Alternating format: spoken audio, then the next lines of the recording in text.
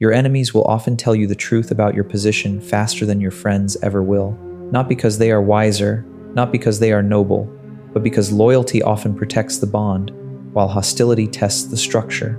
One tries to keep the peace, the other looks for what moves. In this video, I'm going to show you why affection can hide decline, why pressure exposes openings faster than approval ever will, and how to read an attack as intelligence instead of reacting to it like a wounded amateur. Machiavelli understood something most men still resist. Resistance reveals what your position can actually survive. So do not ask whether the enemy was fair. Ask what his pressure was able to change. Let's begin. Chapter 1. Friends protect the arrangement before they protect the truth. Most people do not lie to you in some theatrical way. They edit. That is more dangerous, because editing feels humane. A loyal friend usually does not wake up wanting to deceive you. He softens what he sees because saying it plainly would disturb the bond. It would force a hard conversation. It might require him to stop relating to you in the comfortable old way. So, instead of naming the weakness, he rounds the edges off it. That is not always kindness. Sometimes it is maintenance. An old friend watches you become unreliable. You cancel late. You drift. You stop doing what you said you would do. You become the man who needs accommodating, but he keeps calling it a rough patch. A stressful season. A lot on your plate. Why? Because saying you've become unreliable would create a line in the room. Now, he would have to either hold you to a standard or admit the friendship survives by lowering it. So he protects the peace. He protects the history. He protects the arrangement, and the truth gets softened on the way out. He did not fail to see the pattern. He translated it into language that does not force action. The same thing happens in intimate relationships. A partner often sees your drift before almost anyone else does. She sees your standards thinning out.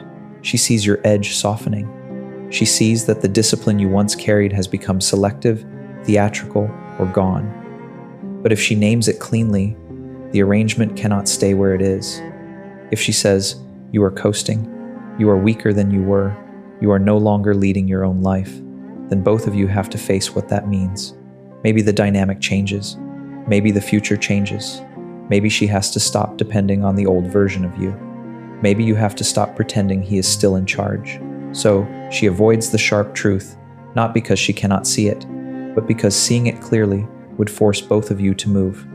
Most people avoid truths that send a bill. Then there is another form of blindness that looks almost noble. People who knew you when you were stronger often keep speaking to that version of you long after he is gone.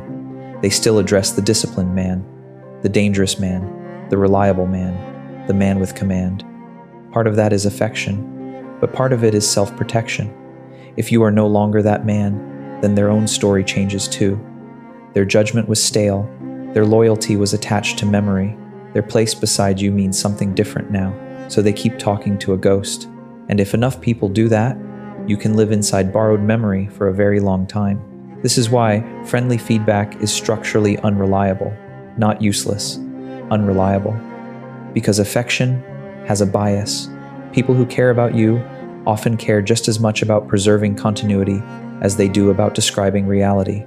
They do not want to be the one who says the ugly thing out loud.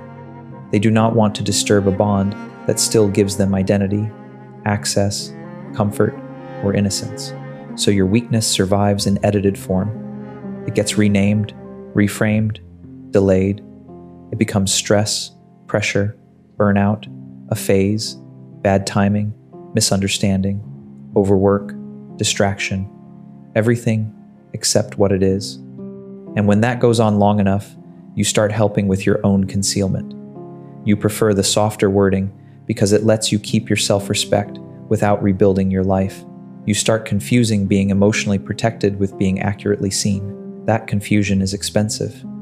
If you build your self-understanding only from people who need peace with you, then you are not seeing yourself. You are seeing the version of yourself that causes the least disruption. That version may be comforting. It may even be loving, but it is still edited. And edited reality is how men stay alive inside identities that are already failing. Chapter 2. Enemies watch for what moves you.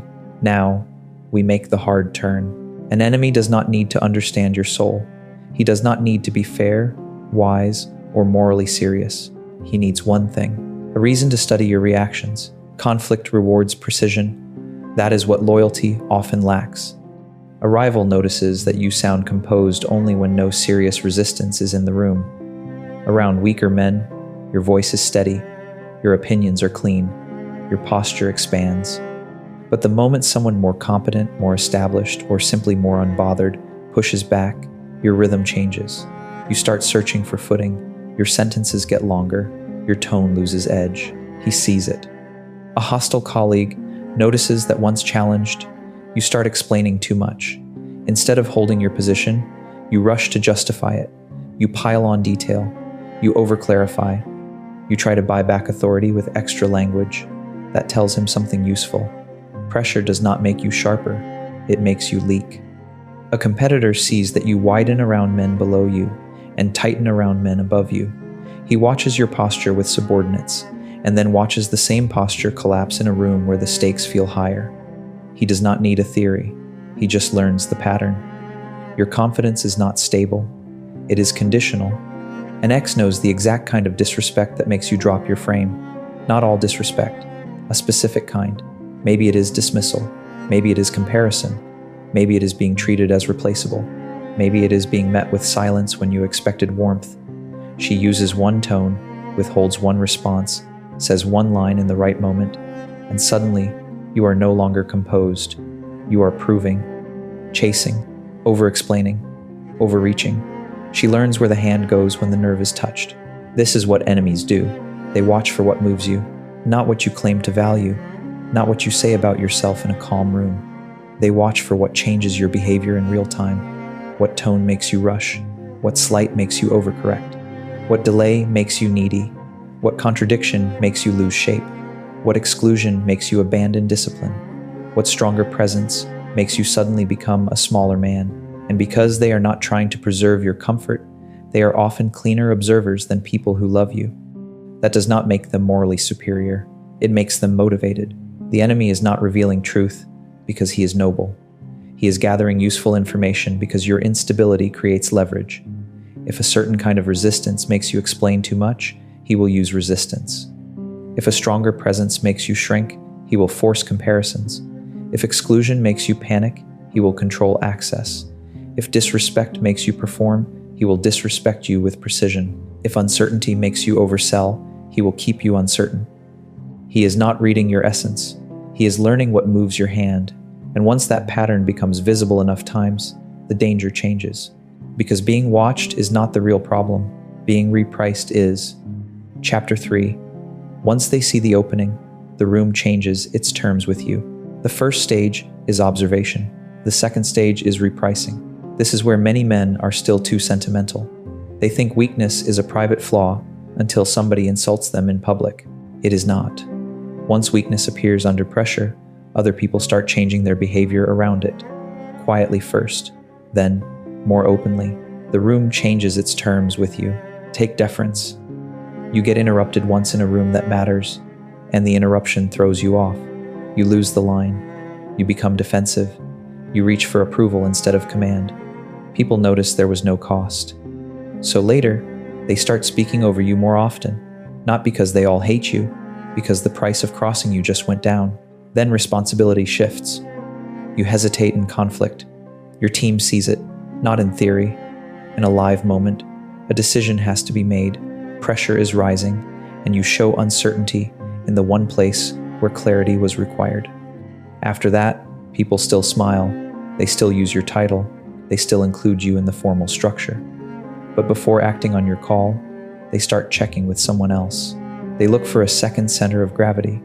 Less is actually being placed in your hands. You still have the position, but some of the command has already migrated. Then, access changes. People realize your standing depends on one gatekeeper, one sponsor, one senior figure, one old alliance. Once they see that, information starts moving around you instead of through you. Invitations thin out. Conversations happen without you. Opportunities reach others directly. You are not openly excluded at first. You are simply no longer the necessary path, and challenge gets cheaper. Your bluff gets called once, just once. You posture, imply consequence, and someone tests it. Nothing serious happens. That moment does not stay isolated. It lowers the rate for testing you. Now others try small violations, small delays, small dismissals, small jokes at your expense, small acts of non-compliance, not because every person is your declared enemy, but because they have learned that resistance is affordable. That is the real cost. Weakness under pressure does not remain personal. It becomes administrative. People change what they trust you with, how much they defer, what they route through you, how boldly they test you. And this happens in families, offices, businesses, friendships, and rooms full of men pretending not to make these calculations. They are making them. Human beings watch for who absorbs pressure, who redirects it, who collapses under it, and who can be handled without much cost. Once they think they know the answer, behavior changes before language does. That is why a man can feel his position weakening before he can prove it. He senses less warmth, less certainty, less inclusion, more checking, more second-guessing, more small acts of disrespect. He thinks the room has become political, maybe. But politics usually enters where authority has become negotiable. So the larger issue is not that somebody came at you. The issue is that the room learned something from the exchange. Less deference, less responsibility, less access, more challenge. And if that shift happens fast, then the problem is usually deeper than the visible embarrassment. Chapter 4. If the shift happens fast, the hit landed on something your position was resting on. Here is the rule. When one strike changes the room very quickly, the real weakness is usually not the insult itself. The hit landed on something your position was resting on. A dependency, a bottleneck, a borrowed source of credibility, a gatekeeper, a narrow routine, a person carrying more of your stability than you admitted. This is where a disciplined man stops arguing with the event and starts mapping the structure beneath it. A competitor does not attack your product. He attacks the one relationship your revenue rests on. Maybe you thought you had a business. In reality, you had one client carrying too much weight, one introducer holding too much influence, one channel doing too much of the work. The attack matters because it does not hit your skill. It hits the thing holding your position up. Revenue drops, confidence changes, your team starts tightening, people around you speak differently, and you blame hostility. But the hostility only exposed concentration. A hostile coworker notices that exclusion from one meeting changes your whole posture. Why? Because one senior figure in that room is carrying your authority. Your standing is not self-contained. It is being sponsored. So when access to that person gets interrupted, your confidence, your visibility, and other people's treatment of you all shift at once. Again, the problem is not the meeting. The problem is that too much of your authority was living in another man's shadow. An ex can wreck your discipline by disrupting one narrow routine, one late message, one emotional hook, one invitation back into old chaos. Suddenly your sleep goes off, your training slips, your work gets sloppy, your mood starts dictating your schedule. What does that reveal? Not that she has mystical power over you. It reveals that your self-command has no redundancy. It depends on one rhythm, one emotional state, one protected sequence. Disturb that line, and the whole system starts to sway. A rival goes after your credibility, and the damage spreads too easily. Why? Because your status is coming from proximity to stronger men, not from command of your own position. He does not need to destroy you. He just needs to interrupt the borrowed glow. If your weight in the room comes mainly from who stands behind you, then a small doubt about that backing can shrink you very quickly.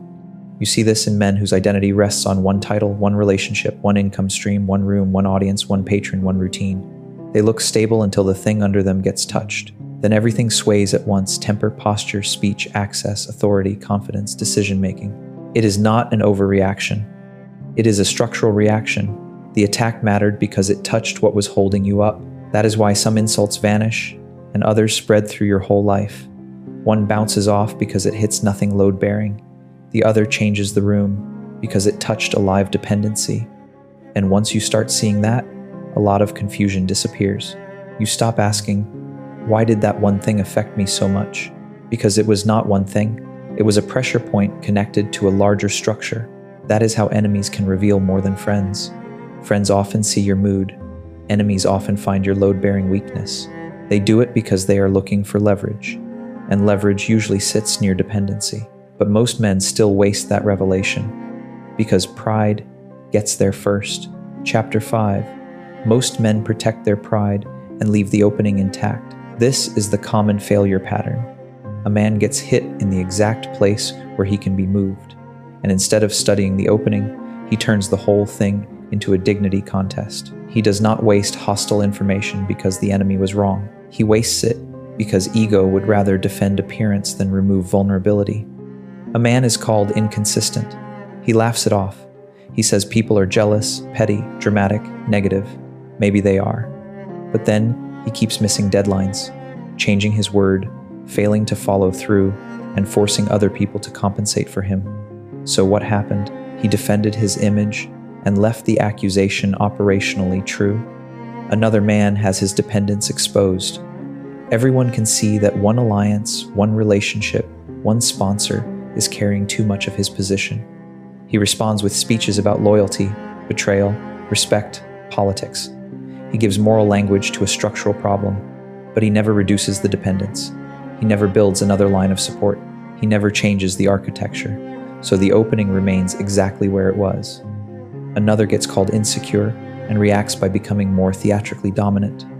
Louder voice, bigger claims, more exaggerated certainty, more displays. He thinks he is disproving the accusation. In reality, he is showing the room the exact nerve that was touched. The overreaction becomes confirmation. Another attacks the critic directly. Maybe he punishes, maybe he smears, maybe he wins the argument in public, but the same gatekeeper is still holding his access. The same bottleneck is still running his business. The same emotional trigger is still available. The same stronger man can still shrink him. So all he has done is fight over optics while leaving the opening usable. This is where men confuse retaliation with repair. They think because they answered the insult, they answered the weakness. They think because they regained face in one moment, they regained ground. It has not. A closed mouth across from you does not mean a closed opening inside you. That is why so many men stay vulnerable for years. They can feel where they were hit. What they cannot tolerate is what the hit implies. If they admit the enemy found a live weakness, then they have to admit their position was less solid than their pride required. So they deny, they posture, they retaliate too fast, they perform innocence. They become even bigger in the exact area where they are weakest. That is strategic malpractice, because your pride does not close the opening, it guards it. And the brutal truth is this: ego does not protect the man, it protects the point where he can still be moved. That is why hostile pressure is common and strategic correction is rare.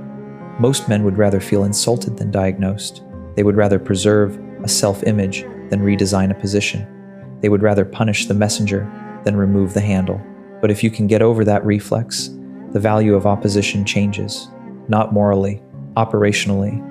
The enemy becomes useful in a very narrow, very cold way, not as a source of wisdom, as a source of information. Chapter 6. Use hostility like intelligence, not like drama. If you want to use this properly, keep it simple. Do not ask whether they are nice. Do not ask whether they are fair. Do not ask whether they meant well. Ask 4 questions. First, what do they keep hitting? Not once, repeatedly. If different people, in different situations, keep reaching for the same lever, pay attention. They may all be crude. They may all be malicious. It does not matter. Repetition shows them where the handle is. If they keep going after your temper, that matters. If they keep going after your dependence on one person, that matters. If they keep manipulating you through praise or exclusion, that matters. If they keep calling your bluff, that matters. Second, what changes when it lands? This is where you stop talking about feelings and start looking at consequence. If you lose your temper, what disappears? Trust, composure, authority, the willingness of others to follow you under pressure? If one flare-up makes people stop relying on your judgment, then your temper is not just an emotional issue, it is a command issue. If they hit your dependence on one person, what collapses? Access, confidence, flow of information, protection.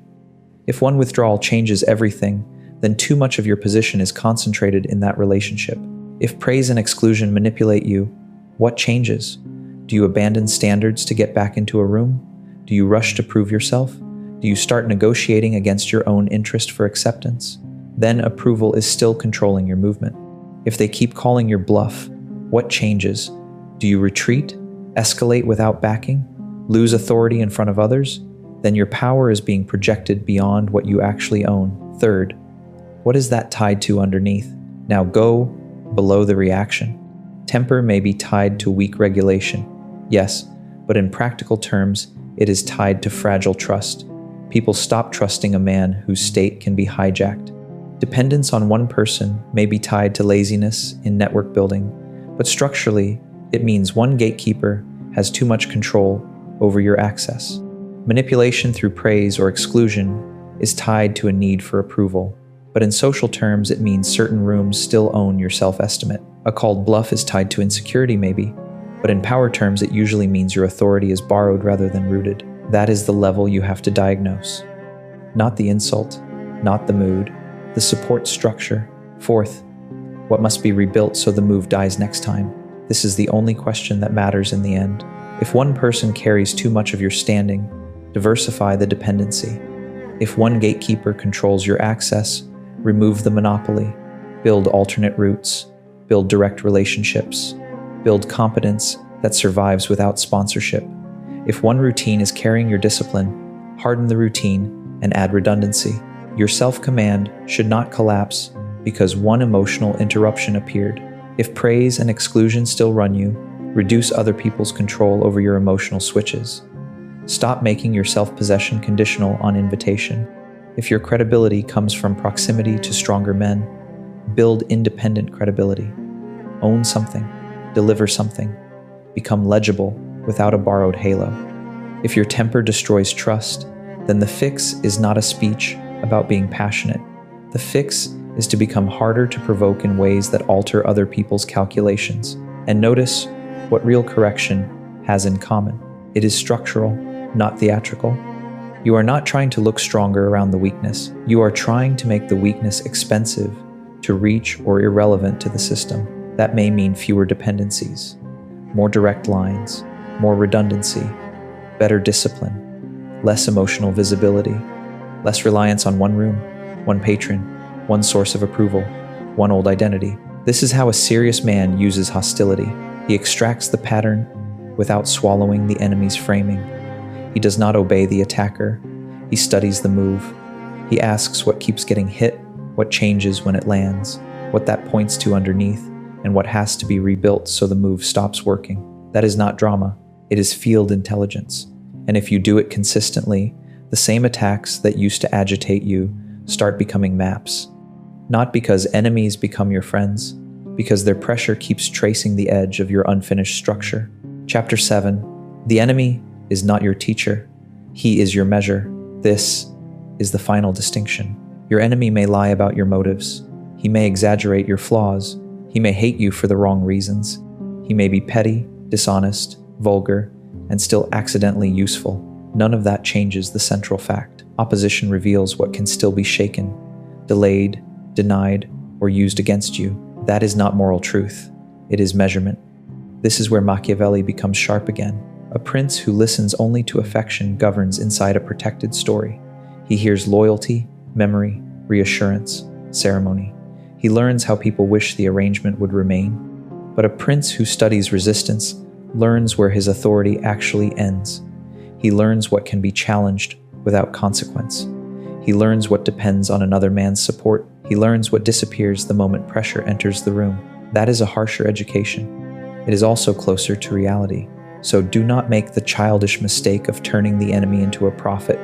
He does not reveal your worth. He does not define your character. He is not your moral superior because he found your opening. But he is often the fastest reading of what they can use. Your friends may still be speaking to the man you used to be. Your enemies are usually dealing with the man you can currently defend. That is the difference. One responds to memory. The other responds to present force. And in questions of power, command, status, and survival, present force is what the world prices.